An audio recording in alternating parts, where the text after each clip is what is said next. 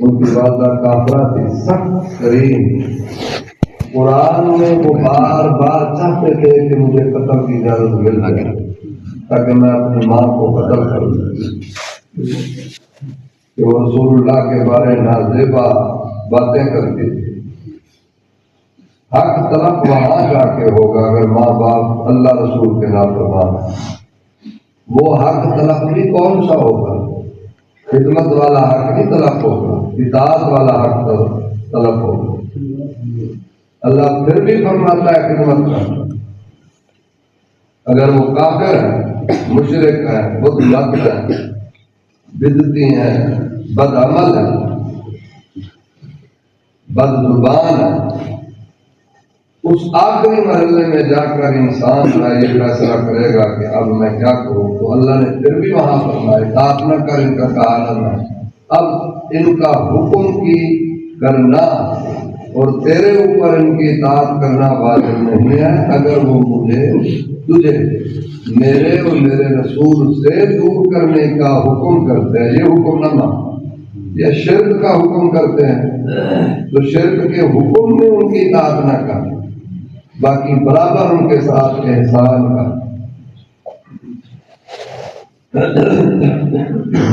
تو آئیے اول قرآن مجید کا حال دیکھتے ہیں اور بعد میں مجھے جہاں ایک قصہ یاد آ گیا، ویسے میں کسی بہت کم سناتا ہوں. مخلوق کی خدمت کے اوپر جو ہم لوگوں کی خدمت میں واقع ہیں، شیخ حریری رحمۃ اللہ علیہ بہت بڑے صوفی سکالر تھے اور کرامات ان کی مشہور. تو بیٹی نے کہا بابا آپ کی نماز روزہ اللہ کے ساتھ تعلق کا کیا کرنا؟ آپ میرے لیے جہیز کی رقم اکٹھی کر سکے تاکہ مجھے جہیز دے کے شادی کریں اور فارغ کریں. ایسی ولایت، ایسی محبت خدا، ایسی نماز کا کیا فائدہ جس میں آپ کے رب نے آپ کی ضرورت پوری نہ کی، یا آپ نے اپنے رب سے ضرورت پوری نہ کرے. کہ اللہ نے تو کر دی، اللہ کرنا چاہتا ہے، آپ نے اپنی طرف سے رب سے وہ اپنی ضرورت کی طرف کی. وہ آپ جلال میں آ گئے، سیدھے مسجد کو دوڑے، وہاں جا کر ایسے 2 رکعت نماز پڑھی. لڑکے تو ان چیزوں کو نہیں مانتے کیونکہ وہ سوشل کا دور ہے، کرامات کو انہیں اس کو نبوغ کر رہے ہیں. کچھ ایسے منکرین کرامات پیدا ہوئے ہیں، موبائل پہ بھی یہ کہانیاں ہیں، وہ کہتے ہیں. اور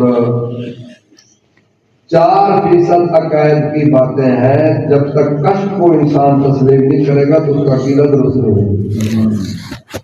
وہ بغیر کشف کو مانے وہ عقائد کی چیزوں کو اپنے اندر ہضم نہیں کر سکتے. جیسے ایک جگہ سے دوسری جگہ منتقل ہونا، جب تک اس کے لیے ولی کی کرامت اور کشف نہیں تسلیم کرے گا تو یہ چیز اس کو کبھی نہیں پریکٹیکل سمجھ آئے. یہ بھی عقائد میں سے ہے. شیخ محقق رحمۃ اللہ علیہ نے سے نقل کیا. ہم عقائد تو پڑھتے نہیں، عام چیزیں پڑھتے ہیں کہ اصل عقائد کیا ہے اہل سنت کے. خیر آپ گئے اور نماز پڑھی، کیونکہ قرآن میں ہے، حدیث میں ہے، اپنی ضروریات جو ہے استعینوا بالصبر والصلاۃ. جب بھی تم اللہ سے مدد طلب کرنا چاہو تو نماز میں کھڑے ہو جاؤ، اللہ تمہاری مدد کرے گا، یا صبر کرو. نماز پڑھی اور کہا واہ واہ رب، ساری زندگی تیرے ساتھ دوستی میں گئی اور آج 2 ٹکے کا تانا کھا گیا، اور وہ بھی دنیا کا. ایسے پھٹی مسجد کی اور ہیرو کی بارش ہوئی. اب تھوڑا بہرحال کچھ جو کہنا تھا کہا، وہ نہیں کہنا میں نے کہ اللہ کے سامنے کیا کہا. بعض دفعہ ایسا مقام بھی ہو جاتا ہے نا، آپ نے اپنی چادر یا توڑا لیا بھرا، بھر کر مسجد کے دروازے سے نکلنے لگے تو ایک گلے چھپا ہوا تھا صفوں کے پیچھے آیا اور اس نے چادر پکڑی. تو حق کا وہ یوم حساد ہے، کھیتی کاٹ لی، اس کا حق ادا نہیں کرو گے. آپ نے کہا ماما تیرا کیا حق بنتا ہے؟ زور میں نے لگایا. اچھا میرا حق کیا بنتا ہے؟ تو میں بیٹھا آمین تو میں نے کہی، تم زور لگاتے رہے، میں آمین کہتا رہا. میری آمین سے تو اللہ نے آپ کی یہ دعا قبول کی، اب مجھے بھی تو اس میں سے کچھ دے کے جاؤ۔ آپ نے اپنے کوڑے یا چادر کا منہ کھولا، فرمایا لو تم بھی لے لو۔ کہا میں بعد میں لوں گا، پہلے مجھے یہ بتاؤ کہ تمہیں یہ شرف کیسے حاصل ہوا؟ اتنی نازیبا باتیں کرنے سے بھی اللہ نے آپ کی بات نہیں ٹالی اور آپ پر بارش کر دی۔ اندر کا چراغ جلتا ہو نا، پھر اللہ کی ذات جہاں بھی کھڑے ہوں گے۔ تو یہ کیا تسبیح پھر رہے تے دل نہ پھریا، لینا تسبیح پڑھ کے ہو۔ ہم روز نماز پڑھتے ہیں، اللہ سے دعا کرتے ہیں، پھر بھی دعا نہیں قبول ہوتی۔ تو آپ رحمت اللہ علیہ نے فرمایا میں تمہیں بتاؤں کہ یہ مجھے مقام کیسے حاصل ہوا؟ کہا میں نے ساری زندگی دو چیزوں پر عمل کیا ہے۔ ایک، کسی بھی انسان کے بارے میں نے دل میں برا نہ سوچا ہے نہ اسے میں نے برا سمجھا، وہ خواہ کتنا برا تھا۔ ہم نماز بھی پڑھی جائیں گے اور برائیاں بھی بیان کی جائیں گے، ہم کسی کی سفید داڑھی بھی دیکھیں گے پھر بھی کہی جائیں گے کہ یہ ہم سے غلط ہے۔ روح کیسے پاکیزہ ہوتی ہے انسان، دل پاکیزہ کیسے ہوتا ہے، نفس کیسے پاکیزہ ہوتا ہے، اور عقل کیسے پاکیزہ ہوتی ہے، پھر جسم کیسے پاکیزہ ہوتا ہے، یہ ساری چیزیں پھر خرابی کہاں سے مچتی ہے، کہاں وارد ہوتی ہے، کس پہ جا کر کب روح کو ٹچ کرتی ہے۔ پھر جب روح کو ٹچ ہوئی، روح نے جسم پہ اثر ڈالا، جسم نے عقل پہ پریشان ہو کر دباؤ کا شکار ہو کر بیٹھ گیا۔ اس لیے کتنی جگہ قرآن پاک میں بدگمانیوں سے بچو۔ اصل دین تو یہ تھا کہ ہمارے اندر جو ہے وہ پاک اور صاف ہو جائے۔ کہا میں نے کبھی کسی کے بارے دل میں نہیں سوچا کہ وہ اتنا غلیظ ہے، وہ برا ہے۔ دوسرا، جب بھی اسے زندگی میں جو میرے زمانے کے لوگ، میری بستی کے لوگ ہیں، انہیں میری خدمت کی ضرورت پڑی، خواہ رات تھی خواہ دن تھا، تو میں نے مخلوق خدا کی خدمت میں کسر نہیں ڈال رکھی۔ اللہ نے مجھے ان دو چیزوں سے یہ مقام دیا۔ حدیث میں نہیں ہے چھوٹے محلے کے بچے آ کر رسول اللہ کی انگلی پکڑتے اور جدھر چاہتے لے جاتے، بار بار بچے کہہ دیتے ہیں محمد ہمارا یہ کام کر رہا ہے، مسکراتے ہوئے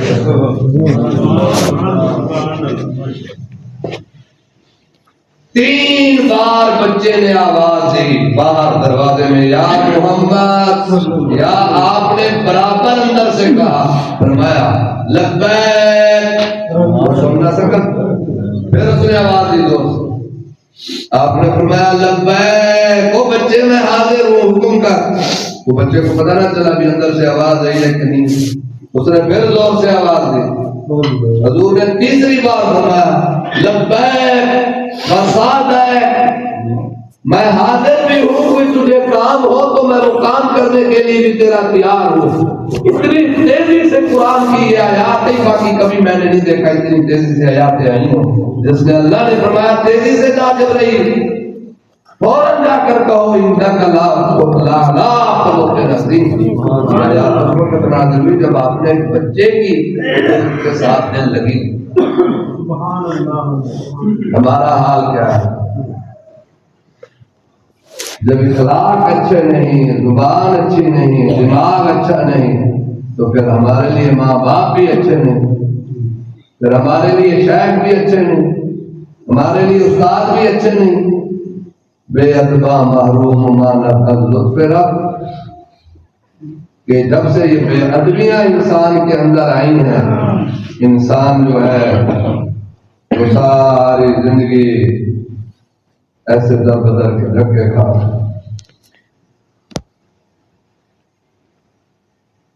میں نے جیلوں میں اتنا ادب دیکھا ہے، اس نے پڑھے لکھے ہوئے تو ادب ہی نہیں آئے گا۔ تو لہذا مقصد یہ ہے کہ یہ حکایت دو میں نے جو آیاتیں پڑھی ہیں ان سے یہ جو حکایات ہے یہ ان سے نہیں ملتی، لیکن ضمناً مجھے یاد آ گئی خدمت کے لیے کہ میں نے سنا دی کہ ہم تیری بندگی کریں یا نہ کریں، تیرے بندوں سے پیار کرتے ہیں، رند اتنا گناہ نہیں کرتے جتنا پرہیزگار کرتے ہیں۔ تو آئیے ماں باپ کی خدمت، کیونکہ استادوں کی ترجیح ہوتی ہے، ہمیشہ یہی کہتے ہیں کہ کوئی بچہ آج کل جو ہے ماں باپ کی بچے غفلت کرتے ہیں، چلیں یہ سنا دیا کریں۔ تو قرآن نے جہاں حال بیان کیا، اگر وہ ساری آیاتیں ہم نکالیں پھر حدیثیں نکالیں تو یہ سینکڑوں بن جائے۔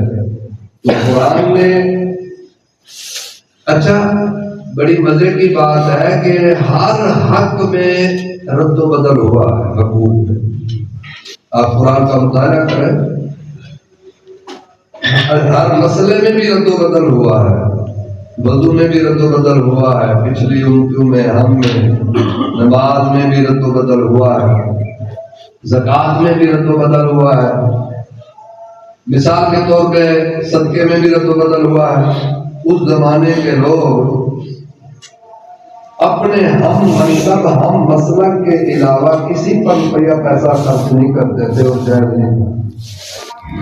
یہ بھی ایک میری سمجھ میں حقوق الانسان میں حق ہے۔ مثال کے طور پہ اگر اس زمانے کا جو ہے کسی بھی نظریے کا مالک ہے اور اس کے ہم نظریے کے لوگوں کے علاوہ دوسرے نظریے پہ خرچ کرنا منع تھا، پھر جو اگر ایک بستی کا راجہ جنگ کا تو وہ دوسری بستی کے شخص پہ مال خرچ کرنا منع، چاہے وہ بھوکے مرتے مت، ان کو حکم نہیں تھا کہ جو جدھر کا ہے ادھر رہ کے کھائے۔ اس مسئلے میں بھی صدقے میں بھی جو ہے رد و بدل ہوا۔ وہ کیسے کہ اگر غریب کراچی بیٹھا ہے تو راجہ جنگ والا اس کی مدد کرنا چاہے کر سکتا ہے، وہ کہاں کہتے ہیں ادھر شہر میں صدقہ نہیں جا سکتا بات، لیکن اسلام کا اوورآل نظام یہ ہے کہ ہو مسلمان تم اس کی خدمت کر سکتے ہو جدھر بھی بیٹھا۔ جیسے اب ہم کرتے ہیں شہر گھر کھولتے ہیں، ہم چندہ جمع کرتے ہیں، اطلاع وہ آتا ہے، فنڈ آتا ہے، ہم فنڈ جمع کر کے بھیجتے ہیں۔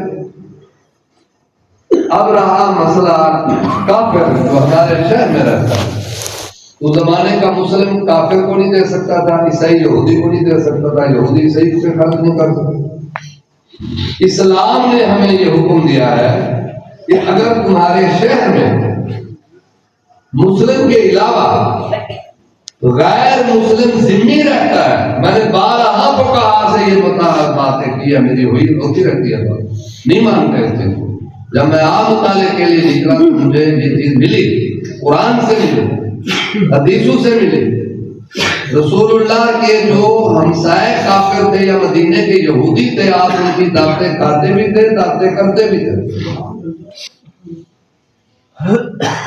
تو اسلام کے اس نظام میں بھی ہے کہ تمہارا ہمسایہ اگر ذمہ کافر ہے تو تم اس پہ صدقہ، نفلی صدقہ کر دو، اس کی خدمت کرو بحیثیت انسان، نفرت نہ کرو۔ ہمارے یہاں کوئی صحیح پانی پی لے ہم کہتے ہوئے گلاس دو، یہ تو جائز ہی نہیں۔ اتنی سختی انسانیت کی، جبکہ فقہا نے لکھا ہے جھوٹا کافر کا پاک ہے۔ ہدایہ میں بھی ہے۔ تو اسلام نے اس نظام میں بھی رد و بدل کیا وہاں سے یہاں تک۔ یعنی میں اس بات کے کرنے کا مقصد یہ ہے کہ محمد کریم کو جو کلی نظام اللہ نے دیا ہے، آپ کا نظام پچھڑوں کے نظام سے ایک منفرد اور اعلیٰ، اس کی مثال ہی نہیں مل سکتی۔ یہ تو ہماری طرف سے سختیاں ہیں نا، ہم اپنے مخالف کو جو ہے سامنے نہیں سمجھتے، اس کی مدد نہیں کرتے، ہم اس کے مطابق جو ہے اپنے ہی قرآن و حدیث کی آیاتیں پڑھ کر اس کو بتانا چاہتے ہیں یہ ہے یہ۔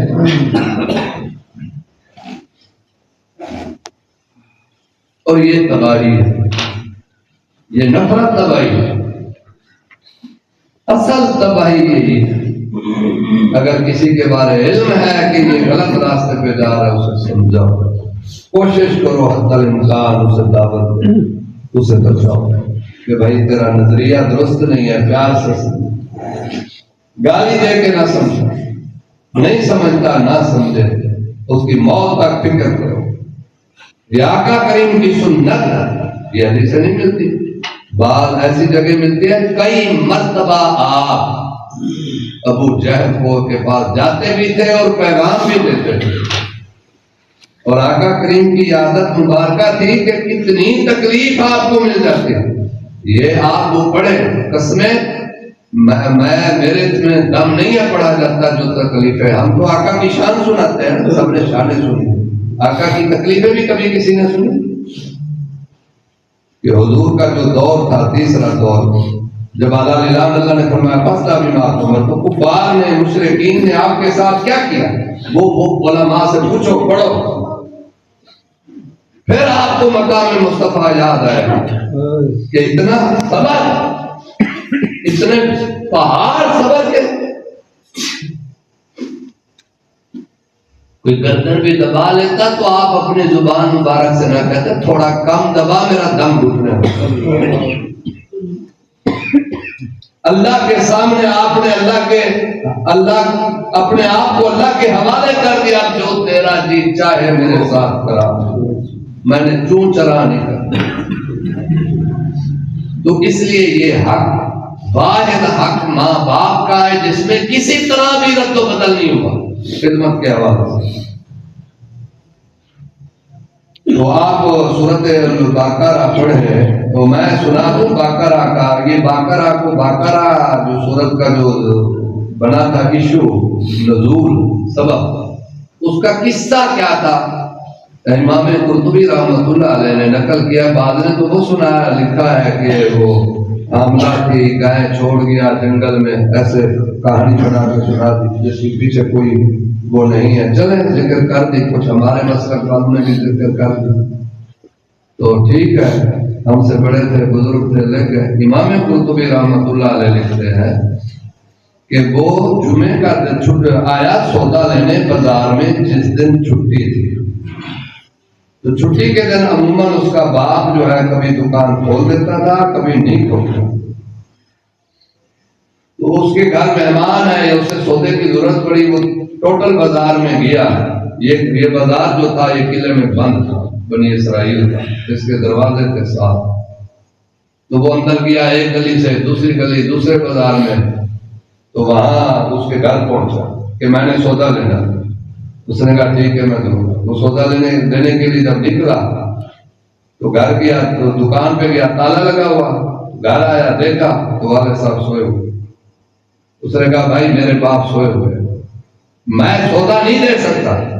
کہا بھائی مہربانی، چاہے پیسے زیادہ لے لو، باپ کو اٹھا دو چابی۔ کہا میں دوبارہ گیا اندر، پھر خیال آیا، کہا میں باپ کو نہیں اٹھا سکتا۔ اس نے رقم سودے کی قیمت بڑھا دی تاکہ اس کے منہ میں پانی آ جائے، اسے لالچ آ جائے، بار بار اصرار کرتا گیا، رقم بڑھاتا گیا۔ تو اس نے کہا بھائی میرا باپ سویا ہوا ہے۔ وہ آ کے غصے میں آ گیا، کہا تم میں سے کئی ہزار گنا بھی زیادہ کر دو، میں دکان کو بند رکھ سکتا ہوں، سودا نہیں بیچ سکتا، پر میں اپنے سوئے ہوئے باپ کو نہیں اٹھا سکتا۔ وہ واپس مڑ کر آیا، وہ چلا گیا۔ یہ اس کے باپ کو نہ اٹھانے کے صلہ میں اس کے گھر جو حاملہ گائے کھڑی تھی اس میں وہ بچہ پیدا ہوا، جس کو مطلوب تھا بنی اسرائیل کو آگے آنے والے وقت میں وہ بچہ، وہ گائے۔ یار اتنے دیوانے ہو گئے ہو کہ ماں باپ سوئی ہوئی ہو، شور شور کر دے۔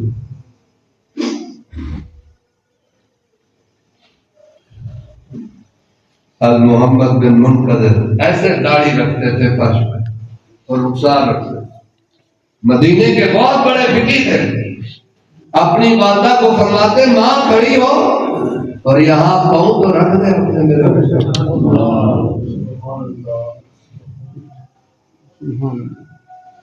اور سیدنا ابن عباس حبر الامہ رضی اللہ تعالی عنہ مفسر القرآن رسول اللہ کے بعد، حضرت علی کے بعد تیسرا نمبر ان کا ہے تفسیر قرآن میں۔ سب سے پہلی تفسیر رسول اللہ نے قرآن کی ہے سورۃ الفاتحہ کی، اور حضور نے سکھایا مفسرین کو کہ تم نے ایسے تفسیر کر دی۔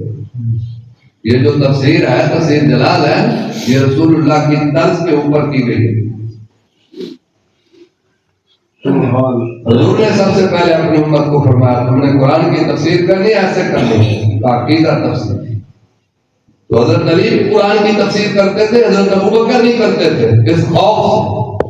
کوئی 4 تفسیریں مجھے نہیں ملی حضرت ابوبکر کی طرف سے۔ آپ فرماتے ہیں میں کہوں کہ میری اس آیات کی مراد یہ ہے، اور قیامت والے دن اللہ مجھے کٹہرے میں کھڑا کرے اور کہے تمہیں کیسے پتا تھا میری مراد یہ ہے؟ تمہاری ضرورت کیسے ہوئی؟ صرف تفسیر نہیں کی قرآن کی تو سیدنا صدیق اکبر نے چند ایک آپ کی طرح مشہور ہے، کچھ غلط ہے، کچھ ایک دو تھی، بس اتنی تفسیروں کا ہونا نہ ہونے کے برابر ہے۔ تو حضرت ابن عباس کے یہ جلیل القدر شاگرد تھے، انہیں پکڑ تھا۔ آپ بار بار کہا کرتے تھے کہ مدینے میں 2 بھائی ہیں، ایک ساری رات نماز پڑھتا ہے، ایک ساری رات اپنی والدہ کے پاؤں دباتا ہے، اور لوگوں وہ نماز پڑھنے والے کی زندگی کی ساری نمازیں ایک طرف، اور اس ایک رات پاؤں دبانے والے کی ایک رات ایک طرف۔ آپ رشک سے فرماتے تھے، یہ آپ اپنے شاگردوں کے بارے فرماتے تھے، اتنے لائق شاگرد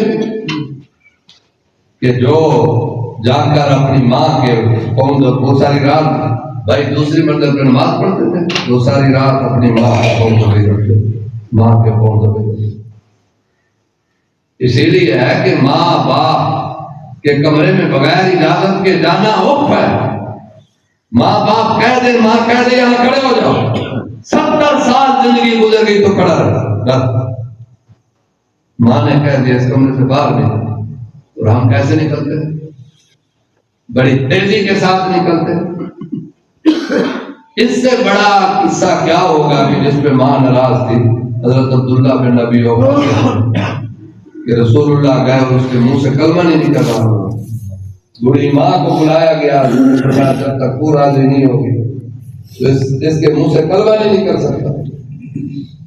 جب وہ راضی ہوئی تو اس کے منہ سے کلمہ نکلا۔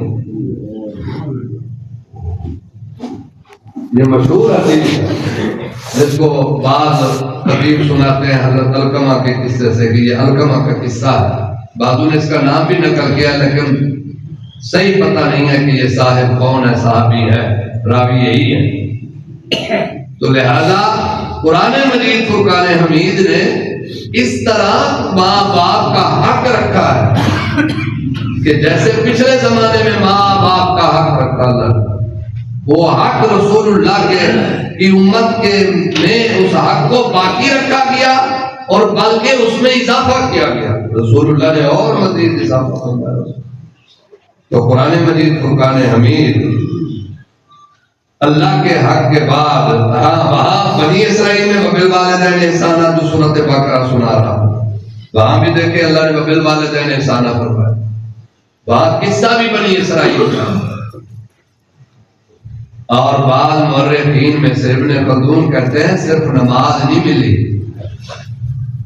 معراج کی رات جب رسول اللہ اللہ تعالیٰ سے واپس آنے لگے، اس میں جو آپ کو نماز ملی، نماز کے ساتھ باقی مسائل ملے، وہ سارے مسائل سورۃ معراج میں ہے، سورۃ بنی اسرائیل میں وہ سارے۔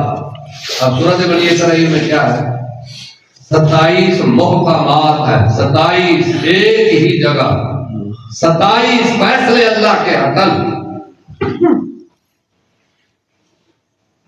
وَلَا تَجْعَلْ مَعَ اللَّهِ إِلَٰهًا آخَرَ، یہ غالباً آخری آیات ہے۔ فَتَقْعُدَ مَذْمُومًا مَخْذُولًا، یہ پہلی ہے، یہ وَقَضَىٰ رَبُّكَ أَلَّا تَعْبُدُوا، آگے شروع ہوتا ہے، یہاں سے آپ پڑھیں 27 محکمات فیصلے عقل۔ تو اللہ رب العالمین نے ان فیصلوں میں جو 27 ہیں 27 فیصلوں میں اللہ نے پہلا اپنا حق بیان کیا. پہلے تو دھمکی دی، خبردار اگر تم نے اللہ کے ساتھ کسی کا معبود ٹھہرایا فتقعد مذموما مخذولا، ذلیل و خوار ہو کر رہ جاؤ گے. پھر اللہ نے محکمات میں سے پہلا فیصلہ جو اللہ نے فرمایا، محکمات قانون بنائے جن قانون کا توڑنا، جیسے پاکستان میں قانون نافذ ہے، جو نافذ توڑے گا وہ سزا کا مستحق ہوگا. اللہ نے ان 27 قوانین کو اسی جگہ بیان کیا ہے، ایک ہی جگہ، کہ اگر خبردار تم نے میرے قوانین میں سے کسی بھی قوانین کو توڑا تو آخر میں جا کر اللہ نے پھر دھمکی دی کہ پھر تم دیکھنا کہ تمہارا حشر کیا ہوگا. کبھی ہم نے بیٹھے کسی عالم کے پاس کہ وہ 27 26 یا 27 قوانین جو اللہ رب العالمین نے بنائے ہیں ان کو بغور مطالعہ کریں وہ کیا ہے، کہیں وہ ان میں سے کوئی ہم نے چھوڑا ہوا تو نہیں ہے. اللہ نے ان کو اٹل قرآن پورے میں کہیں قوانین ایسے جمع نہیں کیا، پورا قرآن کبھی تھوڑا کہیں تھوڑا کہیں تھوڑا کہیں اللہ نے قانون بیان کیا، تھوڑا کہیں. اور یہاں اللہ نے 26 سے 27 قوانین یکجا کر دی. تو اللہ نے ان میں سے پہلا قانون یہی بنایا، وَقَضَىٰ رَبُّكَ أَلَّا تَعْبُدُوا إِلَّا إِيَّاهُ، عبادت صرف اسی کی ہے، اس کے سوا تم کسی کی عبادت نہیں کر سکتے. جب ہم رسول اللہ کی عبادت نہیں کر سکتے، ہمارے نبی نے فرمایا تم میری عبادت نہیں کر سکتے، تو دنیا میں باقی چیزیں تو حضور سے نیچے ہیں. اگر عبادت قُلْ إِنْ كَانَ لِلرَّحْمَٰنِ وَلَدٌ فَأَنَا أَوَّلُ الْعَابِدِينَ کا مطلب کیا ہے؟ رسول اللہ پر بے وقوف ہو، اگر اللہ کی کوئی اولاد ہوتی تو پھر سب سے پہلے اس اولاد کا مستحق میں محمد ہوتا، پھر اس عبادت کا مستحق بھی میں ہوتا. اصل حیات کا مطلب یہ ہے. جہلو تم دیکھو حضور نے کتنی گہرائی میں بات کی کہ میرا قرب خدا کے ساتھ کیا. اگر اس کا کوئی بیٹا ہوتا تو میں محمد اس کا بیٹا ہوتا. اگر اس کی کوئی اس کے سوا کسی کی عبادت کی جاتی تو اس عبادت کا مستحق بھی میں ہوتا. جب میں نہیں ہوں تو دنیا میں پھر کوئی چیز نہیں، میرے سوا کوئی چیز نہیں، میرے علاوہ کوئی چیز نہیں. جب میں خدا تعالیٰ کی عبادت جو اللہ کی ہوتی ہے وہ میری نہیں ہو سکتی. جو اولاد تم سمجھتے ہو ہونی چاہیے، اولاد میں سے جب میں خدا کی اولاد نہیں ہوں، بیٹا بچہ نہیں ہوں، تو پھر باقی دنیا میں کون ہے؟ تو اس کے بعد اللہ نے دوسرا قانون اس میں آنا چاہیے تھا نہ کوئی بھی ہوتا. اللہ نے فرمایا کہ دوسرا قانون ہی یہی ہے، وَبِالْوَالِدَيْنِ إِحْسَانًا.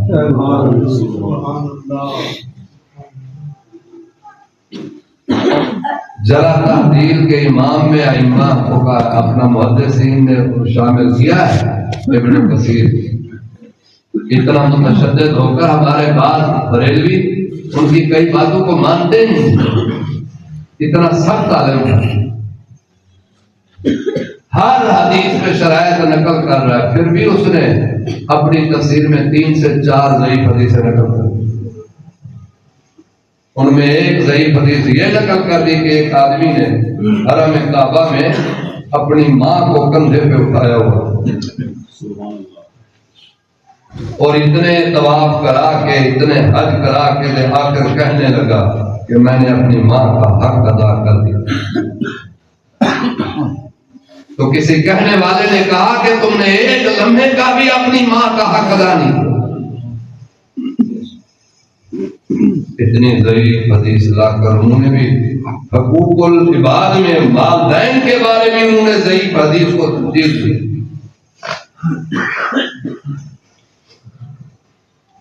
اور میں نے جو آقا کریم کی سیرت پہ مطالعہ کیا تو تھوڑا ہے، میرے سے تو بڑے بڑے عالم بیٹھے ہیں، تو قسمیں جو درد حضور کو یاد میں دل میں ماں کا اور والدہ کے بعد خدیجۃ الکبریٰ کا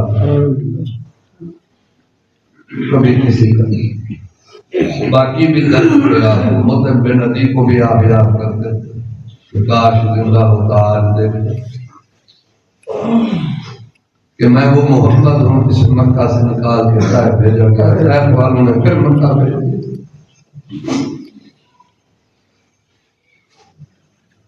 یا رسول اللہ۔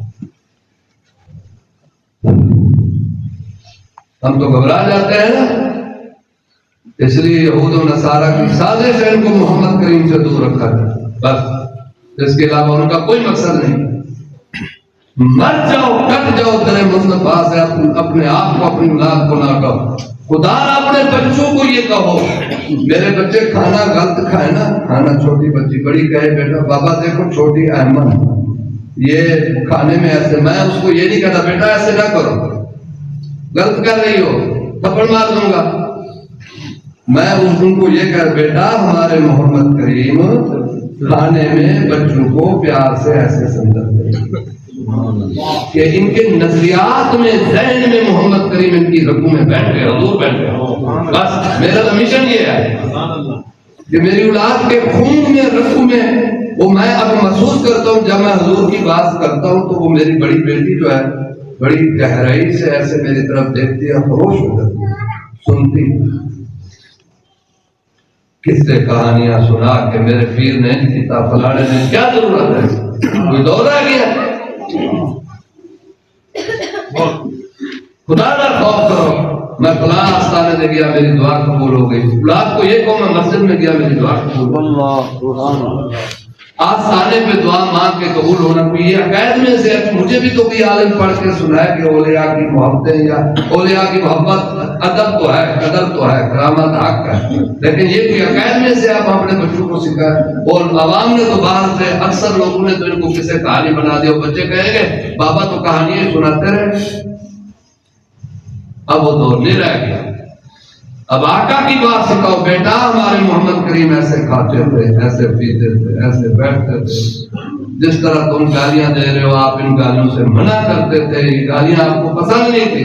انہیں پتہ چلے کہ روئے زمین پر تحت الثری پر اللہ کے بعد محمد کریم کی حکومت ہے، اور ہم محمد کریم کے بغیر کبھی مسلمان نہیں ہو سکتے، کبھی بھی مسلمان نہیں، کٹ جائے من جائے، حضور کے بغیر مسلمان نہیں ہو سکتے۔ تو جب در بدر کے ان کو بناؤ گے، نہ وہ در مصطفیٰ کے رہیں گے، نہ در اولیاء کے رہیں گے، نہ بچے کدھر کے رہیں گے، بعد میں فاسق ملے گا اور بچے کا دماغ خراب کر دے گا، میں محمد کی بات سنا رہا ہوں، اسلام کی بات سنا رہا ہوں، تو فلاں کی بات کرتے ہو۔ تو اللہ رب العالمین نے دوسرا حق، اچھا دیکھیں نا، ماں کی دعائیں جو ہے وہ بڑی قبول ہوتی ہیں۔ حضرت ام ایمن کہتی ہیں وہ منظر میرے سے بیان نہیں ہو رہا، جب مقام ابوا پر ہم پہنچے اور حضرت آمنہ کو جو ہے وہ حادثہ میری سمجھ میں ہارٹ اٹیک ہوا، حضرت آمنہ کو کیونکہ ہلکی درد ہوئی، حضرت آمنہ نے ایسے ہاتھ رکھا اور ایسے بیٹھی اور ایسے ٹیک لگایا اور ہاتھ حضور کی طرف کیا، حضور نے جیسے ہی ماں کا ہاتھ دیکھا دوڑتے ہوئے آئے اور ماں کے یہاں بیٹھ گئے، اور حضور نے اپنا ہاتھ اور سر یہاں رکھ دیا، یہاں والدہ کے پیٹ۔ ایمن کہہ دیا قسمیں میں نے 3 مرتبہ محمد کریم کو آپ کے جسد اقدس سے کھینچا، حضور میں ایسی طاقت آ گئی تھی کہ ہم 3 آدمی زور لگا کر پکڑتے اور حضور اپنا پورا زور لگا کر دوڑ کر والدہ کی قبر پہ ہمیں چھڑا، اور یا اماں، یہ تو اعلیٰ عربی جاننے والا سمجھے اس کا مطلب ہے، او میری ماں۔ تو وہ روح نکلنے سے پہلے حضرت آمنہ نے کہا اپنے بیٹے کو، مجھے اشعار بھی وہ بھول گیا ہے، ابھی دماغ سے نکل گیا، اس کا اگلا فکرہ یہ ہے، انت مبعوث فی الحل والحرم،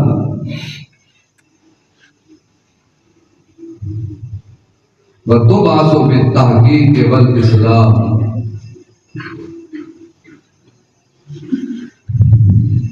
دین ابیک البر ابراہم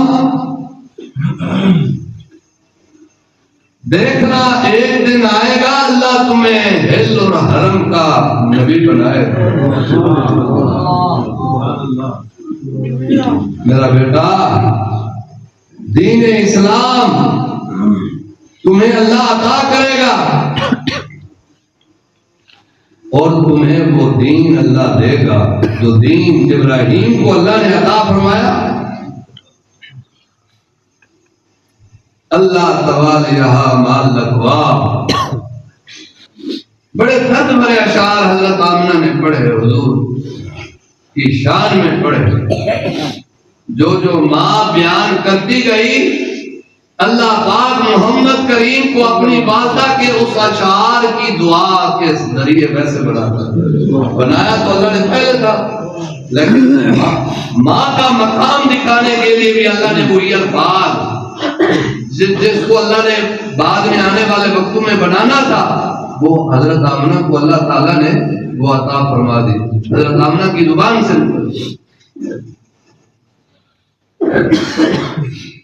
جو ماں کہے، اور کسی بھی حدیث میں نہیں ہے میں تمہارے جرم میں دنیا میں پکڑوں گا.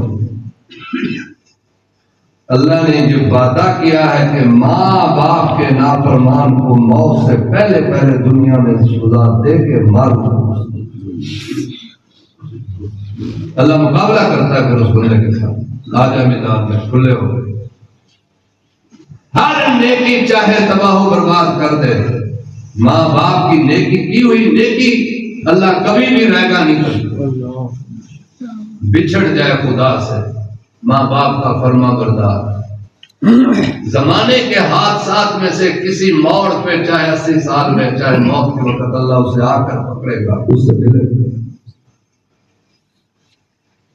اللہ نے ایسا حق اس کو بنایا. وبالوالدین احسانا، احسان هل جزاء الاحسان الا الاحسان. قرآن میں خیر بھی ہے، ومن یعمل مثقال ذرۃ خیرا یرہ. وبالوالدین خیران ہی فرمایا، احسان فرمایا ہے. کیا مطلب؟ ماں باپ تمہیں کچھ دیں یا نہ دیں، وراثت دیں نہ دیں، ظلم کریں بھلائی کریں، تم اپنی زندگی میں ان کے ساتھ نیکیاں کر کے بھولو. اپنی نیکیوں کا صلہ اپنے ماں باپ سے نہ مانگو کہ بابا میں نے آپ کی یہ خدمت کی، بابا یہ کی، بابا یہ کی، ماما میں نے یہ کی، ماما میں نے یہ کی، تو مجھے میری خدمت کا صلہ کیا ملا ہے؟ اس لیے خدمت نہ کرو. وہ تمہیں دیں یا نہ دیں، محروم کر دیں. اور جیسے حضور نے فرمایا نا، اوئے اوئے اوئے لو بدا لکم موسیٰ وترکتمونی وعطاتموہ لضللتم. اللہ اکبر ان محمدی اکرم و اکرم قیلا. حضور نے فرمایا مجلس لگی ہو اور میں محمد کی مجلس میں تم بیٹھے ہو، اچانک موسیٰ آ جائے، اگر تمہاری میں محمد سے ہٹ کر موسیٰ کو لگی قیامت تک گمراہ ہو، میرے نہیں ہو جاؤ. یہ کیا پھر محبت ہوئی؟ جیسے ہمارے یہاں ہمارے ماں باپ بیٹھے ہوتے ہیں، کوئی دوسرا آ جائے ہم اس کے ماشاء اللہ ماشاء اللہ. یہ اسی حدیث سے ثابت ہے. ایک بڑا محقق بیٹھا ہو کہ چھوٹا سا آ جائے، اس کی بات سنتے ہوئے کہ اس کی طرف دیکھنا شروع کر دے، اس کو گمراہی کہتے ہیں. یہ گمراہ لوگوں کی نشانی ہو. جہاں دیکھی تجلی وہاں ہو گئے دیوانے.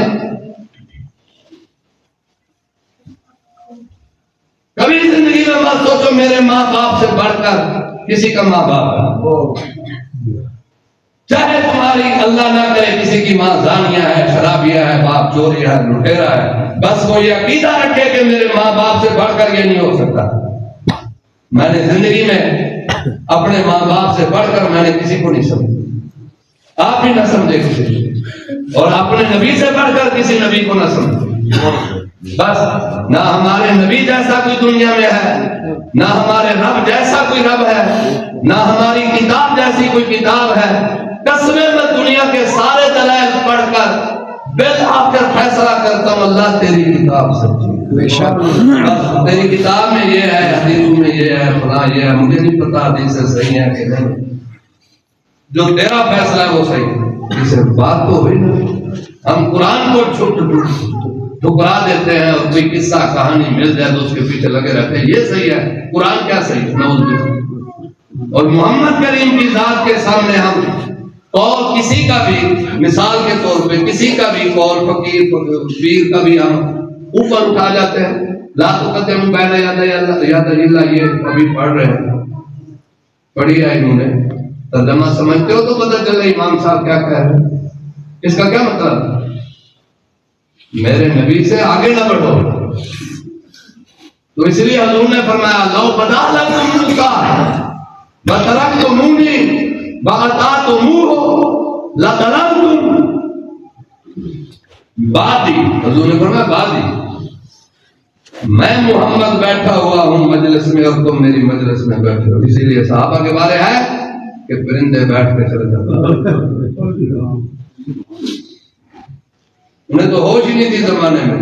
یہ حضور کی وفات پر جو صحابہ کا رد و بدل ہوا ہے یہ واقعہ نہیں بتا رہا تھا، وہ سوچ ہی نہیں سکتے تھے کہ محمد کریم کو موت آئے گا، ان کے خیالوں میں بھی نہیں تھا، وہ ایسے ہرے بھرے باغ میں پھر رہے تھے کہ ایسے ہی پھرتے رہے، حضور نے جانے ہی نہیں اس دنیا سے۔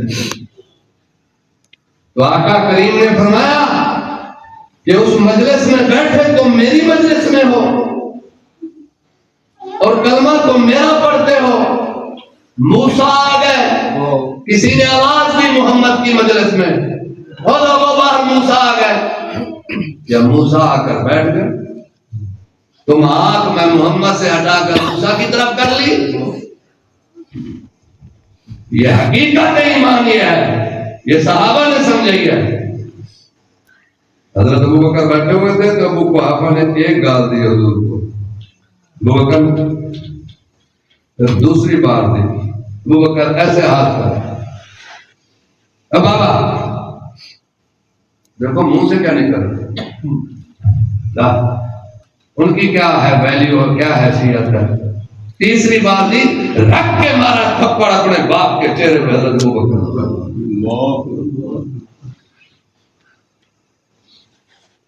تیری ایسی کیسے؟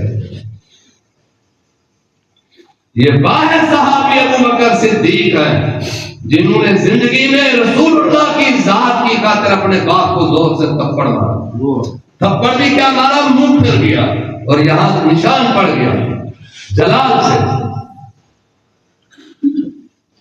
اس کے بعد قرآن مجید کی یہ آیات اتری، وَوَصَّيْنَا الْإِنسَانَ بِوَالِدَيْهِ إِحْسَانًا حَمَلَتْهُ أُمُّهُ كُرْهًا وَوَضَعَتْهُ كُرْهًا وَحَمْلُهُ وَفِصَالُهُ 30 شهرًا حَتَّى إِذَا بَلَغَ 40 سَنَةً قَالَ رَبِّ أَوْزِعْنِي أَنْ أَشْكُرَ نِعْمَتَكَ الَّتِي أَنْعَمْتَ عَلَيَّ وَعَلَى وَالِدَيَّ وَأَنْ أَعْمَلَ صَالِحًا تَرْضَاهُ وَأَصْلِحْ لِي فِي ذُرِّيَّتِي إِنِّي تُبْتُ إِلَيْكَ۔ یہاں جا کر ابو بکر نے معافی مانگی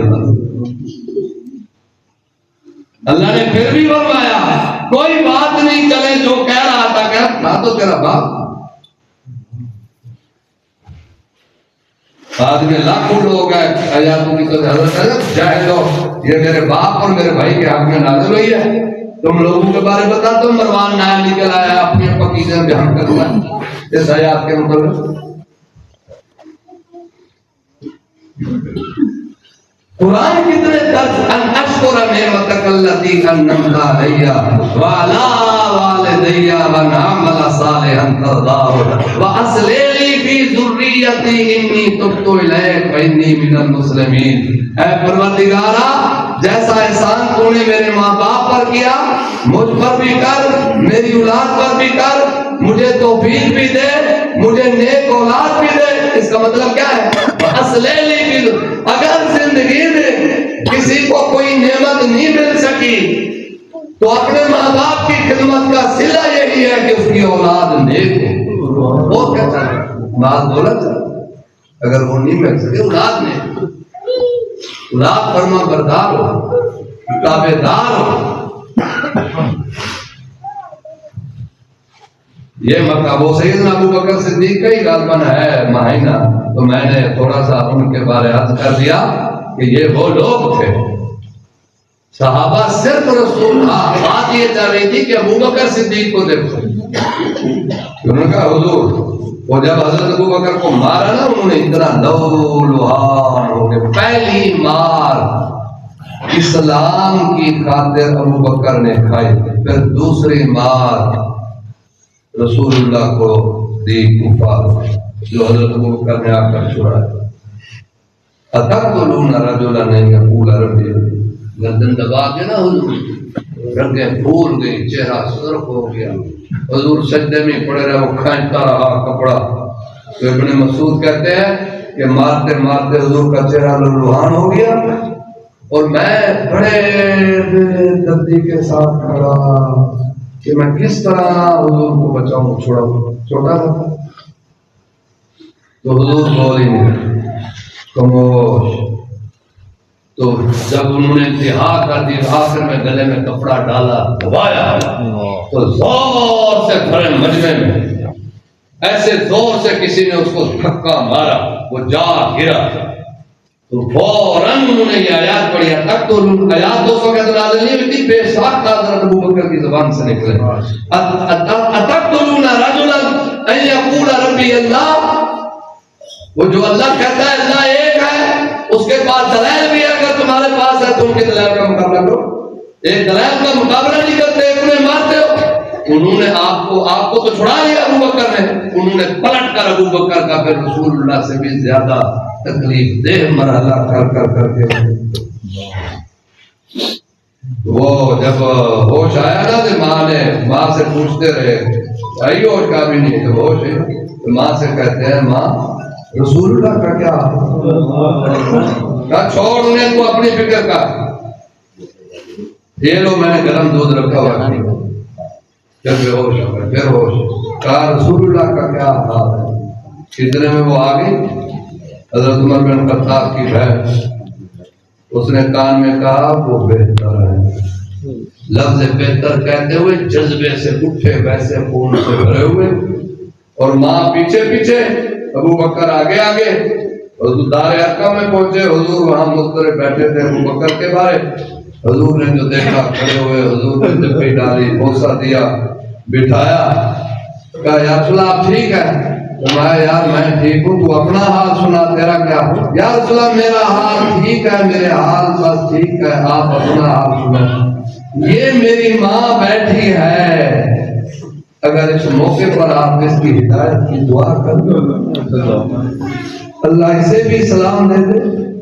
کیا مانگا جا کر، کس موقع پہ جا کر مانگا، کس کے لیے مانگا؟ کبھی آپ بھی ہاتھ اٹھاؤ، ماں کے لیے دعا کرو. اللہ ماں کی دعا اولاد کے حق میں، اور اولاد کی دعا ماں کے حق میں اللہ تعالیٰ قبول. میں چاہتا ہوں میں یہاں جلدی نہ ہو، ناشتہ کرنا ہو ساتھیوں نے نہیں. تو اللہ کے بندے یہ قسمیں اسی وقت حضرت ابو بکر کی ماں ایمان لے اول المسلمات میں شمار کیا ہے. سیرت نگاروں نے حضرت ابو بکر کی والدہ کو اول المسلمات، کہ حضرت ابو بکر صدیق کی والدہ کی دعا اسی ٹائم قبول ہوئی اور ماں کے لیے دعا کرا رہے ہیں. اسی طرح ابو ہریرہ نے نہ آ کر ماں کے لیے دعا کرا. ماں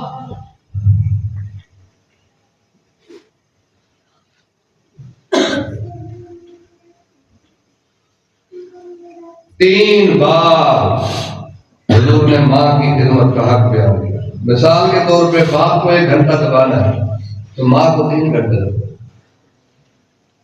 باپ کو 5 منٹ دبانا ہے تو ماں کو 15 منٹ دبانا.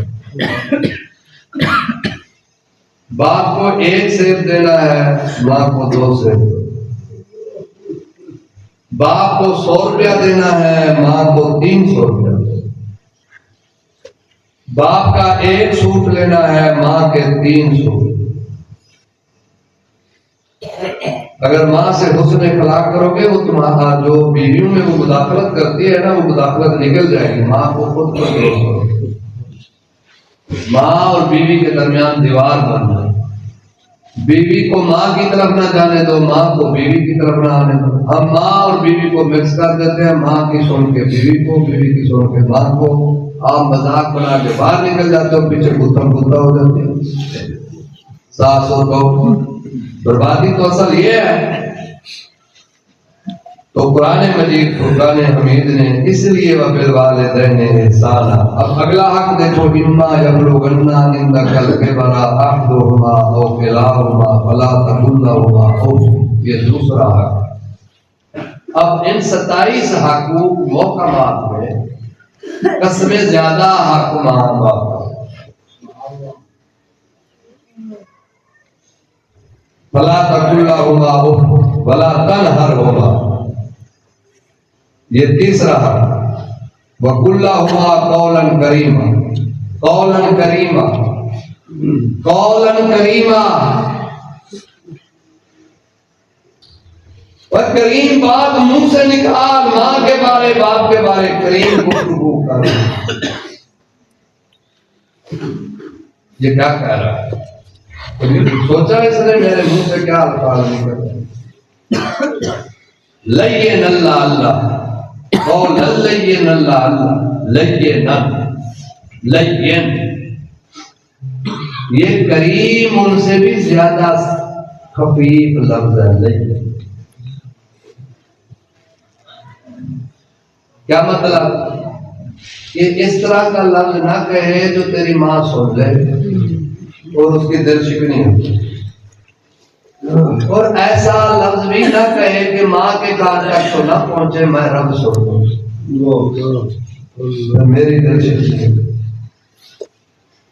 پھر میری دل شکنی ہوگی یہ کیا کہہ رہا ہے۔ اور اللہ بھرپور اس وقت تک انسان کی طرف متوجہ ہوتا ہے جیسے قاری قرآن کی طرف اللہ بڑی گہرائی سے کان لگا کے اس کی بات سنتا ہے۔ اسی طرح اللہ کان لگا کے آنکھیں مثال دے رہا ہو، ہے نہیں مثال ایسے، آنکھیں کھول کے اس بندے کو دیکھتا ہے جو ماں باپ کی طرف آتا جاتا ہے، ماں کی خدمت کرتا ہے، اس کی گہرائی میں لکھی جاتی ہیں باتیں، گہرائی میں دیکھی جاتی ہے۔ وَاغْفِرْ لَهُمَا جَنَاحَ الذُّلِّ مِنَ الرَّحْمَةِ رَبِّ، جناح ایسے سمجھ رہے، ٹھیک ہے ماں، میرے جناح کا مطلب یہ ہے میرے ہاتھ سارا کچھ آپ کی خدمت کے لیے منتظر ہے۔ جناح بعد نے کہا ہے کہ جب جائے پاؤں پہ ہاتھ رکھے، گھٹنوں پہ رکھے، تو جناح کا مطلب یہی ہے کہ ماں میں ہاتھ۔ اور یہ بھی ضروری ہے کہ نماز کے بعد ماں باپ کی زیارت کرنا قرآن سے ثابت ہے، پھر قرآن کا حق ادا ہوگا۔ نماز کے بعد فوراً ماں کے کمرے میں جاؤ، باپ کے کمرے میں،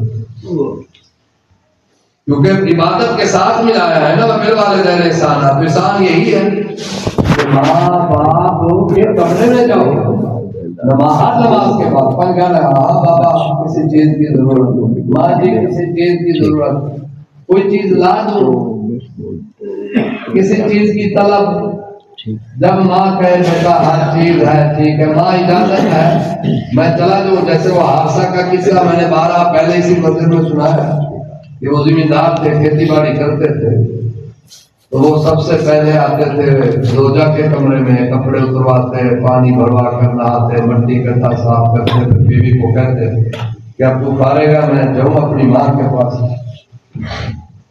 تو والدہ کے پاس جاتے، والدہ کی خدمت کرتے، نہلاتے، ان کے پیشاب پکانے کے بھرے ہوئے کپڑے وہ ہاتھ سے خود دھوتے، پھر روٹی پکاتے۔ بیوی کہتی یہ میں، کہتے نہیں یہ میری ذمہ داری ہے تمہاری نہیں، تم اپنی کرو، میں کروں، یہ میری خدمت کا حق ہے۔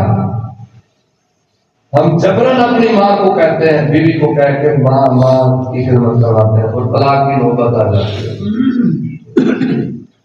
عورت اپنے شوہر اس کا کعبہ قبلہ ہے، اور مرد کا کعبہ قبلہ اس کے والدین، اس کے والدین ہیں۔ تو وہ جب وہ مر گئے حادثہ، تو رسول اللہ نے دیکھا کہ قرآن جنت میں پڑھ رہے، آواز ان کی چھما چھم کرتی ہوئی باہر اٹھتی جا رہی ہے۔ پوچھا یہ قاری کون ہے؟ جبریل نے کہا یہ حادثہ۔ کہا کس وجہ سے؟ عرض کی یا رسول اللہ یہ ماں کی خدمت کی، ماں کی خدمت کی وجہ سے اسے یہ صلہ ملا ہے۔ وہ جو بخاری شریف کی حدیث ہے، حدیث غور میں ان علی ربی بکن یتضاہون عند القدر، چھوٹی بچی تھی میری، چھوٹی بچی جو بھوک اور پیاس سے میرے قدموں میں رو رہی، حالانکہ کیا اس نے غلط، بچی کو بھی دودھ دینا چاہیے، لیکن اس کی اندر ماں باپ کی شدت اتنی تھی اس پہ غالب تھی دماغ میں، وہ فوقیت بچوں کو نہیں دیتا تھا، اپنی ماں کو دیتا تھا۔ تو یا اللہ پھر دیکھ میں نے اپنی بچی کو تو دودھ نہ پلایا، اپنی ماں کو پلایا، ماں باپ کو پلایا، آج دیکھ کے میں کس مشکل میں ہوں، مجھ پر آسانی۔ حضور نے فرمایا ان کا سارا دل آ جا، پتھر اپنے آپ ہی کسے غار کے اندر پھنسے ہوئے۔ اسے وسیلہ کہتے ہیں۔ وسیلہ کسے کہتے ہیں؟ انسان کے وہ نیک اعمال جو مشکل میں اللہ تعالیٰ کے قرب کا ذریعہ، نجات کا ذریعہ بنے۔ وسیلہ کا لفظی مطلب یہی ہے قرب۔ اللہ فرماتا ہے میرا قرب حاصل کرو، وہ کسی بھی ذریعے ہو، رسول اللہ کا وسیلہ ہو، اعمال کا وسیلہ ہو، قرآن کا وسیلہ ہو، یعنی وہ قرب جو کام آ جائے مشکل وقت میں۔ نیک اعمال انسان کے ہو، انسان کا جو ہے وہ اپنی زندگی کا کوئی مشن ہو جو اس کے کام آ جائے۔ تو ہم تو اپنی زندگی کو آنکھوں میں جلا رہے ہیں، کوئی ایسے دیکھ رہے ہیں جیسے ہم پہ مشکل آ نہیں۔ ہزاروں قصے اولیاء نے بیان کیے، لاکھوں واقعات بیان کیے، اس پر ہزار شدت کے ساتھ حدیثیں ہیں، قرآن مجید ہے، قرآن مجید کا قصہ ہے، واقعات ہے۔ اولاد کے معاملے میں حضرت یوسف اور یعقوب اور یوسف علیہ السلام کا واقعہ نہیں، حضرت ابراہیم اور اسماعیل کا قصہ نہیں ہے۔ فرما برداری اور نافرمانیوں میں اولاد کے بارے انبیاء کے قصوں میں حضرت نوح اور ان کے بیٹے کا قصہ نہیں۔ کوئی نہیں پڑھتا، کوئی نہیں سمجھتا کہ اگر باپ کی نافرمانی میں ایک پیغمبر خدا کا بیٹا کنارے نہ لگ سکا تو ہم کیسے لگ دیں گے؟ اور فرما برداری میں حضرت اسماعیل کہاں پہنچے، حضرت اسحاق کہاں پہنچے، یوسف کہاں پہنچے؟ وہ بکریاں ہی چراتے رہے، رلتے رہے، پھرتے رہے، وہ بچ کیوں گئے؟ وہ انہوں نے بچنا بھی نہیں تھا، وہ بچ اس لیے گئے کہ ان کے دل میں یہ تھا کہ باپ یوسف کو نہ اتنا چاہے ہمیں چاہے، اس وجہ سے وہ بچ گئے۔ نعرہ تکبیر، نعرہ رسالت۔ بچ گئے، ان کے دل میں خیال تھا یا رب بابا اس کو ہی چاہتے ہیں، ہم بابا کے بچے نہیں ہیں۔ ان کی بھی یہ ایک لگن حضرت یعقوب کے ساتھ تھی، اس وجہ سے وہ بچ گئے۔ یعنی لگن ان کی اللہ تعالیٰ نے ان کی جا کر توبہ قبول کی۔ وہ اس وجہ سے نہیں لڑ رہے تھے کہ بابا غلط ہے، وہ کہتے تھے ہماری محبت میں آڑ یوسف ہے، یوسف نہ ہوا تو بابا کی توجہ ہماری طرف ہو جائے گی، اگر یوسف رہا تو پھر بابا نے ہمیں تو چاہنا نہیں۔ وہ نافرمان نہیں تھے، وہ غدار نہیں تھے، وہ اپنے باپ کے خیر خواہ تھے، کیونکہ نافرمان منافق کی توبہ کبھی قبول نہیں ہوتی۔ وہ بھی چاہتے تھے باپ ہمارا ہو۔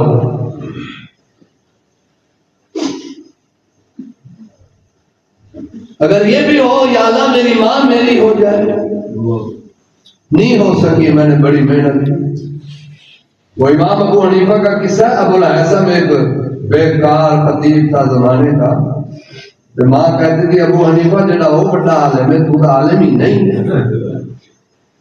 وہ بڑا عرصہ گزرا، ماں کو کسی فتوے کی ضرورت پڑ گئی، کہنے لگی ابو حنیفہ نعمان ادھر آؤ، سواری لاؤ۔ کہا ماں کہاں جانا ہے؟ کہا او بڑے عالم کے پاس جانا ہے، فتویٰ پوچھنا۔ بولے سواری، ماں کو بٹھایا، کہا چل آگے گئے، کہا اس کے گھر لے گیا، گھر لے گئے، دروازہ کھٹکھٹایا، اندر سے انہیں ابو حنیفہ کو دیکھا، بڑا حیران ہو گیا، کہا وہ والدہ نے آپ سے ملنا ہے۔ کہا ماں جی خیر؟ کہا میں گہرائی میں دیکھا ہے کہ بڑا عالم تو ہے، تیرے برابر اس علاقے میں عالم وہ ذرا طرز سے بیان کرتا تھا جنہیں آج کل اتنے طرزیاں پھرتے ہیں، وہ جڑے بڑے بڑے عالم نے انہوں نے مٹی پاتی ہوئی انہوں نے تو جہاں اتنی پھیل گئی، ساری زندگی جی ہم پڑھتے ہیں سنتے ہیں، ابھی جدہ ادھر حضرت ہوا کے اعلیٰ حضرت کا بالکل کوئی ادھر خبر ہی نہیں، وہ لفظ تو تھا جدہ تے بنا دیا سب نے مل کے، جدہ بھی ادھر دادی رہتی ہے پھر جدت البار تھا لفظ، تو جدت البار حضرت عثمان نے بنایا جدت البار، یعنی سمندر کے کنارے پہ بندرگاہ بنائی تھی حضرت عثمان نے، وہ سارے لگ گئے بھی جدہ ادھر دادی رہتی ہے، جاؤ زیارت کرتے ہیں۔ وہ اعلیٰ حضرت نے بڑی تحقیق کر کے لکھا فتاوی میں بھی بالکل ناجائز ہے، بالکل غلط ہے، کوئی قدر نہیں حضرت عمر۔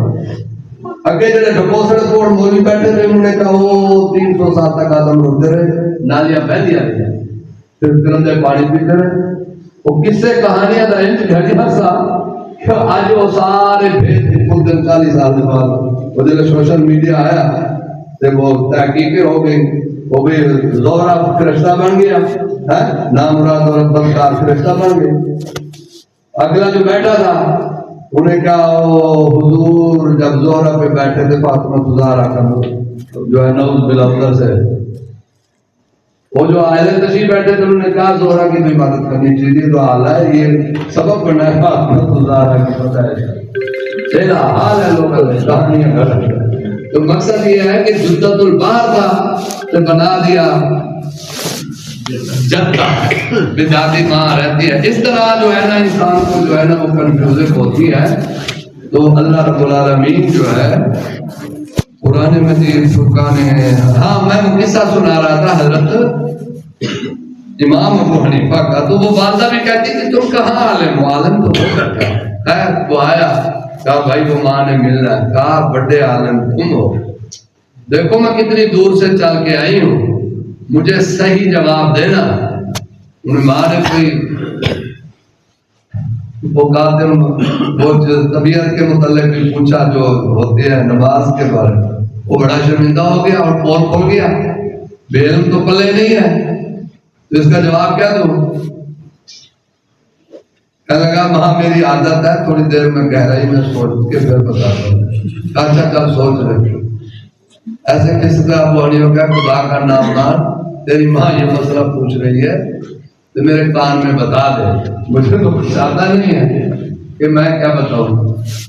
تو ابو حنیفہ نے کہا کہ میری والدہ کو بتاؤ کہ اس حالت میں نماز اس یعنی ان دنوں میں ایسے نماز پڑھے، درود پاک پڑھے۔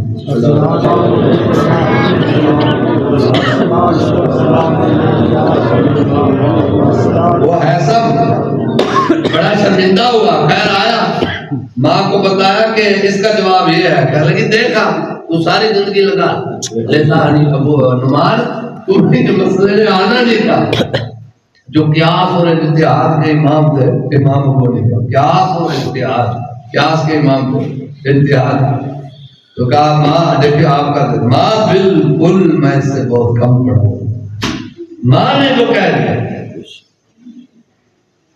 میں اس سے کم پڑھا ہوں۔ آپ ساری زندگی کہتے تھے یا اللہ میں بہت کم پڑھا ہوا ہوں، کیوں کہ میری ماں نے کہا ہے کہ تو کم پڑھا ہوا۔ اس بات نے امام ابو حنیفہ کے اندر فخر اور تکبر پیدا نہ ہونے، میں کم پڑھا ہوا اور قسمیں میں بھی کم پڑھا ہوا، میں خود بھی کم پڑھا ہوا۔ میرے والد صاحب کہتے تھے روئے زمین پہ تیرے جیسا عالم نہیں ہوگا، قسمان میں کم پڑھا ہوا، میں مسجد میں بیٹھ کے جھوٹ نہیں بول رہا۔ ابا جی مجھے کہتے تھے جائے تیرے ورگا عالم نہیں ہونا، تیرے جیسا عالم نہیں ہوگا، ابا جی ایسے ہی مجھے کہی جاتے تھے۔ میں نے جانا پریشان ہونا، ابا دماغ نہیں چلتا، وہ جا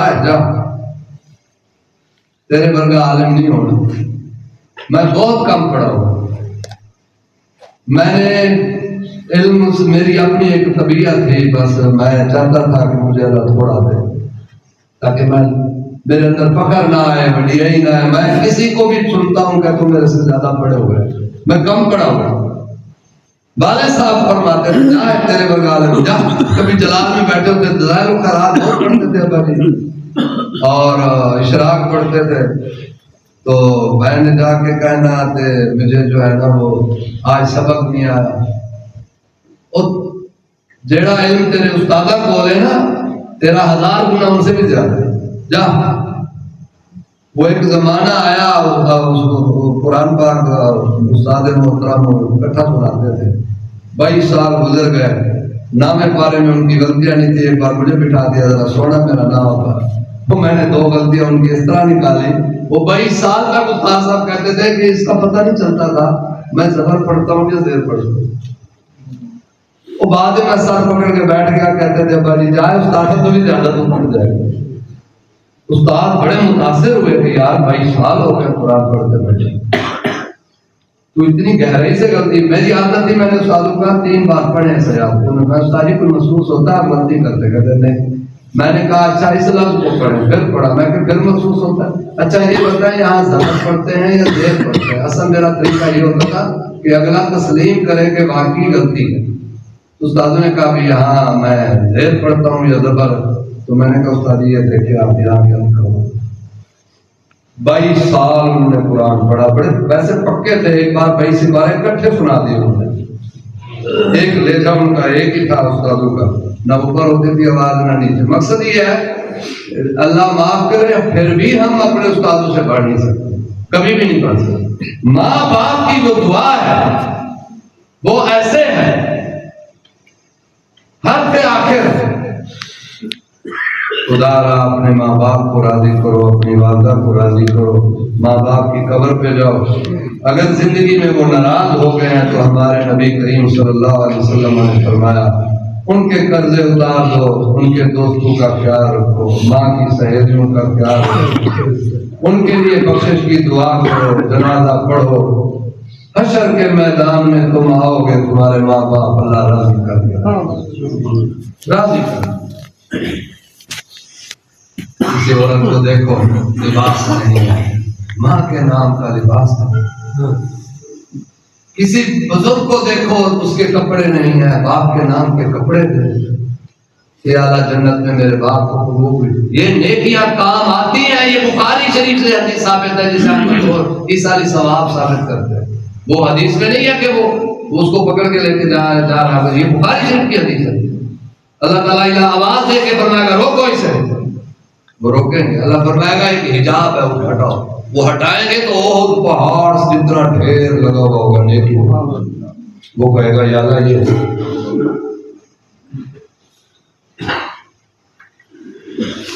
اللہ تعالیٰ فرمائے گا یہ تیرا بیٹا تھا جسے تو چھوڑ کے آیا تھا، تیرے بعد وہ تیرے لیے دعائیں خیر کرتا تھا، میں اس کی دعا کو تیرے لیے تیرے یہاں جمع کرتا ہوں۔ یہ تو صحیح بخاری شریف کی حدیث ہے۔ اور پہاڑ سے بھی بڑھ کر نیکیوں کا ڈھیر لگا ہوا، اولاد کی دعا، اولاد کی نیکی، یاسین پڑھو، قل اللہ پڑھ کر پڑھو۔ ابا جی کہتے تھے جیسے ماں کو نہیں نا تو بھولا مجھے نہ، میں ابا جی کو کہتا تھا میری کبھی سورہ یاسین قضا نہیں ہوئی جس دن میں نے رسول اللہ کی والدہ اور اپنی ماں کو نہ، 33 سال مجھے ہو گیا میں حضرت بی بی آمنہ کو یاسین پڑھ پڑھ کے 33 سال زندگی اور اپنی والدہ۔ اب میں 3 سالوں سے میں نے حضرت عبداللہ کو بھی شامل کیا ہے، حضرت عبدالمطلب کو بھی شامل کیا ہے، میں نے حضرت برہ جو حضور کی برہ نانی تھی اسے بھی شامل کیا ہے، حضرت سلمہ یا فاطمہ جو دادی تھی، حضرت وہاب جو نانا تھے، انہیں بھی میں نے اس میں شامل کیا ہے یاسین میں، اور اپنی والدہ اور والد، اب والد صاحب بھی شامل ہو گئے۔ ایک زندگی کا عرصہ ہے، اور جب میں دکھی ہوتا ہوں نا تو میری روح جب روح محمد کے سامنے بیٹھی ہوتی ہے تو میں یہی کہتا ہوں میرے پاس کوئی عمل نہیں، حضرت آمنہ سے پوچھے میری کوئی یاسین پہنچی ہے کہ نہیں پہنچی؟ میں بہت پریشان ہوں یا رسول۔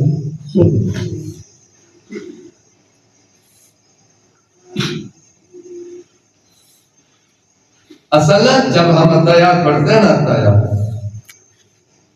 تو سارے ایک نئی چیز میں آپ کو سنا رہا ہوں، اس سے پہلے آپ نے نہیں سنی۔ اسے کہتے ہیں معراج نماز۔ معراج کیسے ہوتی ہے نماز؟ وہ یہ ہے، تو وہ جو پہلا حجاب تھا اللہ اور بندے کے درمیان، بندے نے اللہ کے حجاب سے اٹھا، اس نے اول فاتحہ سے لے کر عطیات تک خدا کے دربار میں رہا، اللہ کے دربار میں رہا، ٹھیک۔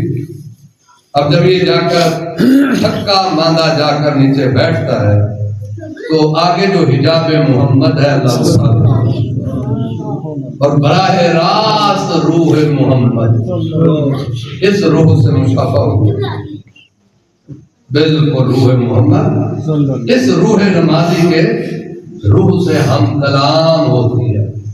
تو روح محمد پوچھتی ہے کیا لائے ہو؟ تو یہ کہتا ہے التحیات للہ والصلوات والطیبات، السلام علیکہ ایھا النبی۔ یہ ہماری روح کہہ رہی ہے، یہ نماز ہے، اصل نماز یہ ہے۔ اٹھا کر پڑھو، تب فخر و رازی کی تفسیر رازی اٹھا کے پڑھو، فاتحہ کی آخری نکات جو انہوں نے بیان کی۔ آگے جب ہماری روح محمد سے کہتی ہے السلام علیکہ ایھا النبی، تو آگے پھر اور روح محمد کہتی ہے السلام علینا وعلی عباد اللہ الصالحین۔ یہ جواب ہے، یہ نماز میں جواب ہے رسول اللہ کی روح محمد۔ نماز پڑھو تو پتہ چلے، یہ جواب ہے السلام علینا وعلی عباد اللہ الصالحین۔ اللہ کے نیکوکار بندے جو میں محمد تک پہنچے، میرا بھی سلام۔ اب روح محمد نے روح نمازی کی وہ سلام کر دیا، اس نے میں مختصر بتا رہا ہوں، میں جس دن یہ پڑھی نا میں سر پکڑ کے بیٹھ گیا سجی نماز کی نماز۔ وہ تو ایک گندا طبقہ ہے جو کہتا ہے حضور کا خیال آ جائے نماز میں جی بے خدا پاس۔ وہ بھائی جب میں باقرہ پڑھوں گا تو گائے کا بھی خیال آئے گا، گدھے کا پڑھوں گا تو گدھے کا خیال آئے گا، اصحاب کہف کے کتے کا قصہ پڑھوں گا، خیال آئے گا کہ نہیں آئے گا؟ تو کتے کا خیال آ جائے گا۔ پتہ نہیں اس بندے نے کس طرح بیٹھ کے لکھ دیا، یا وہ لکھنا نہیں چاہتا تھا یا اسے لکھا نہیں گیا، یا پتہ نہیں کیا لکھنا چاہتا تھا جو متنازع بن گیا پوری امت میں۔ نماز میں خیال آ جائے نماز ٹوٹ جاتی۔ شرم کرو، یہ حیا کرو، کم از کم اصول مر گیا ہے وہ لکھنے والا، اس کی کتاب کی تو تصحیح کرو، اسے کٹواؤ، پتہ نہیں وہ مرنے والا زندہ ہوتا، اسے پوچھتے ہیں بھی تو لکھا ہی نہیں لکھا، یہ کیا کر کے تو کیا ہے، کیسا مسلمان ہے تو؟ وہ بھائی ہمیں تو گدھے کا خیال بھی آئے گا، کتے کا خیال بھی آئے گا، گھوڑے کا خیال بھی آئے گا، جب ہم سورۃ المائدہ پڑھیں گے تو خنزیر کا بھی خیال آئے گا، جب خنزیر پڑھیں گے تو خیال آئے گا کہ نہیں آئے گا؟ میرے بے خدا خیال ہے، پتہ نہیں کیسے مسلمان بے شرم مسلمان۔ وہ نماز ہی نماز کیا ہے جس میں اللہ کا اور اس کے رسول کا خیال نہ ہے، وہ نماز ہے؟ وہ کیسی نماز ہے بھئی؟ اس کے حضور کے خیال آنے سے کہ حضور حاضر ناظر تھوڑے ہو جاتے ہیں؟ یہ کہاں لکھا ہوا ہے؟ روح محمد کو تم تشبیہ دے رہے ہو جسد محمد سے، یہ تو زمین و آسمان کا فرق ہے۔ ہم نے کب کہا ہے حضور کا جسم یہاں بیٹھا ہے باتیں سن رہا ہے؟ ہمیں یہاں مشرک کہہ دیتے ہیں۔ روح محمد، اس کا کیا مطلب ہے؟ تم روح محمد کا احاطہ کر سکتے ہو؟ اللہ نے روح محمد کو کس طرح ملا کے روح میں رکھا ہے، وہ مجھے آج تک ویسے حوالہ نہیں ملا، میں نے بڑے اجل آدمی شیخ سے سنا تھا کہ حضور کی خواہشیں بڑی اللہ نے رکھی، پر حضور نے فرمایا میری کوئی خواہش نہیں۔ اللہ نے فرمایا پھر بھی دعائیں قبول اللہ نے فرمایا میں نے حضور نے فرمایا 3 کی تھی 2 قبول ہوئی ہے 1 کو اللہ نے موقع کر دیا وہ قیامت والا دن میری کرے گا نہیں قبول ہو سکی امت میں اس میں یہ ہے کہا یا اللہ پھر یہ ہے ہر نبی کی روح عالم ارواح میں چلی گئی ہے ان کی روح کا ان کی امت کی روحوں کے ساتھ کوئی تعلق نہیں اگر تم میں مجھ سے کوئی کہتا ہے کہ کچھ مانگ تو میں تجھ سے یہ عرض کرتا ہوں کہ میرا دل ان کے بغیر نہیں لگتا میری روح میری امت کی روح میرا اسے روح الاعظم کہتے ہیں اب وہ جس سے بالمشافہ روح کا موجود دیکھو یہ باتیں سمجھ والی نہیں ہے میں اور چھیڑ تو بیٹھا ہوں کہ وہ روح الاعظم پھر کہ ہاں غوث الاعظم پیدا کرتی ہے کہاں قطب اعظم پیدا کرتی ہے ہوتے ہیں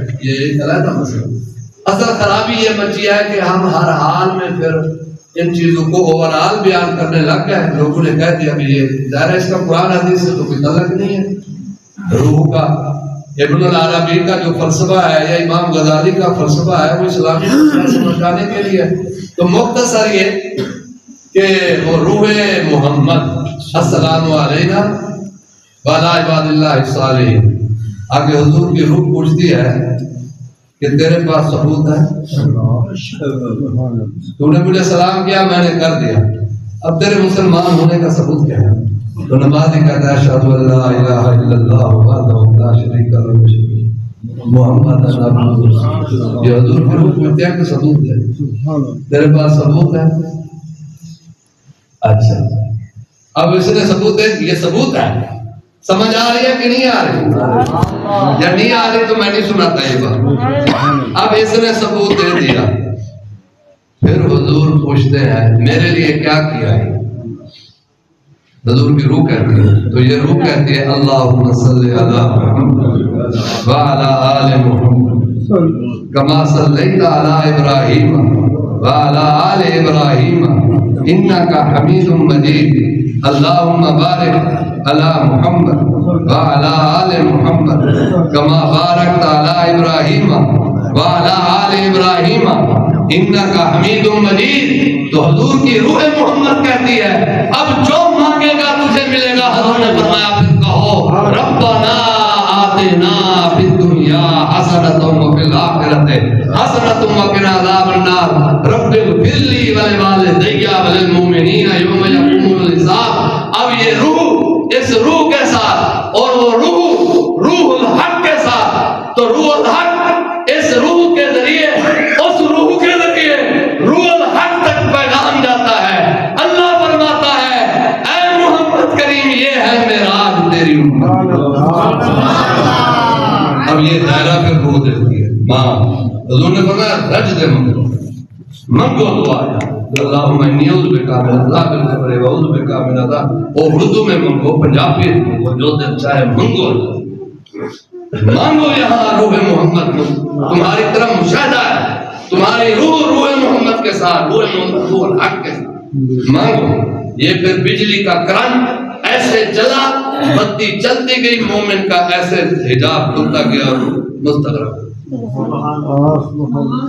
تو ترجیح اس کو دی گئی تو یہ جب اس میں مانگتا ہے نا رب اغفر لی اے روح محمد اللہ تعالیٰ سے سب سے پہلے میں سوال کرتا ہوں کہ مجھے معاف کر دے میرے ماں باپ کو معاف کر دے تو جب یہ دعا جاتی ہے تو اللہ تعالیٰ فرماتا ہے یہ تو وہ پھر روح کہتی ہے جیسے میرا حکم ہے یہ تو میرے حکم کے مطابق چلا تو اللہ رب العالمین ہماری حاضری قبول فرمائے اللہ تعالیٰ آقا کریم علیہ الصلوۃ والسلام کی غلامی نصیب فرمائے اللہ حضور کی اتباع نصیب فرمائے اللہ محمد کریم کا سایہ ہمارے سروں پہ قائم رکھے اور ہمیں اللہ کے سائے میں رکھے بس سائے سے نہ نکالے حضور سے نمک حرام نہ بنائے اللہ تعالیٰ اللہ قدردان بنائے باقی اللہ بنا الحمدللہ